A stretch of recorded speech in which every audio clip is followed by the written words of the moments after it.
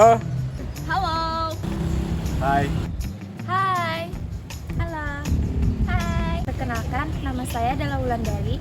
Nama saya Mahmudah. Nama saya Ipan. Saya Ilya Fitri Anita. Saya Muhammad Sipa. Aku Siti Nur Harisa. Nama aku Nur Sakila. NPM 2022400. NPM 2022414. NPM 2022410. NPM 2022409. NPM 2022424. NPM 2022442.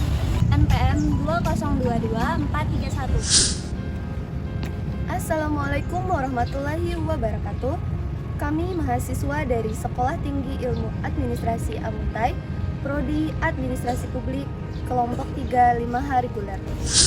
Video ini dibuat untuk memenuhi tugas kelompok mata kuliah Ekonomi Publik dengan dosen pengampu Ibu Siti Raudah SOS MAT. Langsung saja kita masuk ke pembahasan. Efisiensi adalah suatu ukuran keberhasilan sebuah kegiatan yang dinilai berdasarkan besarnya biaya atau sumber daya yang digunakan untuk mencapai hasil yang diinginkan. Dalam hal ini, semakin sedikit sumber daya yang digunakan untuk mencapai hasil yang diinginkan, maka prosesnya dapat dikatakan efisien. Kurva Indifferent menggambarkan bahwa individu membuat trade-off antara barang.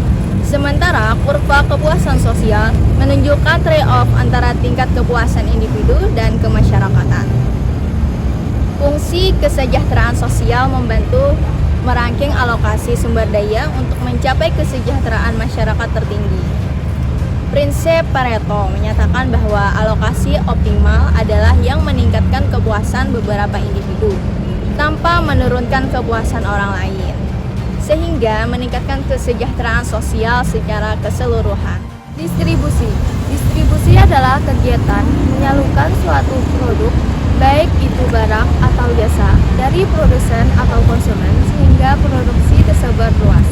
Ada juga yang menyebutkan arti distribusi adalah suatu kegiatan pemasaran yang bertujuan untuk memudahkan proses penyampaian produk dari produsen kepada konsumen. Pilihan sosial adalah kerangka pemikiran untuk memahami dan merancang model perilaku sosial dan ekonomi.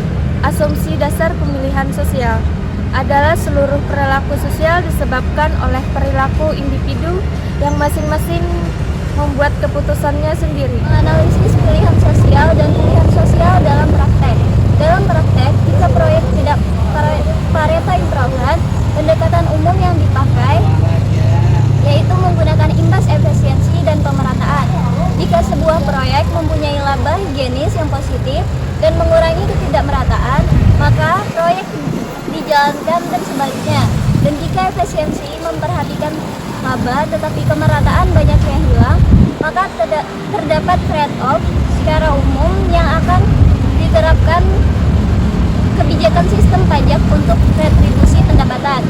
Cara yang standar untuk mengukur laba atau benefit yaitu dalam bentuk willingness to pay. Keuntungan sosial diukur oleh aksesori laba yang diterima oleh semua individu.